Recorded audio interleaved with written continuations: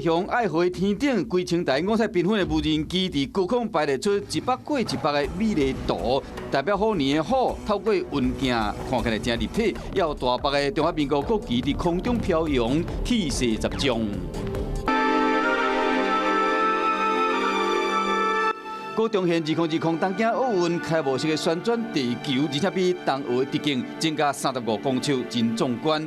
不少人伫开演前几点钟就来排列啦。就有地球仪，还有那个老虎的那个画面。7点就过来了。哦，差不多6点多吧。所以你今天拿了几台机器要来这边拍啊？哦，2台。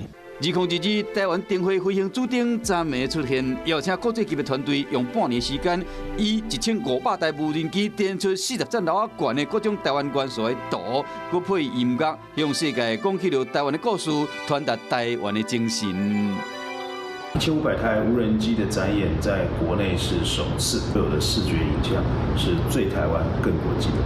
市政府表示讲，会依照试飞首演的状况公布后来演出的行程。这个今年的无人机飞行的展演，和民众留下真深的印象。想要获取更多新闻资讯，想要看到主播最新的动态，赶快订阅华视 YouTube 频道。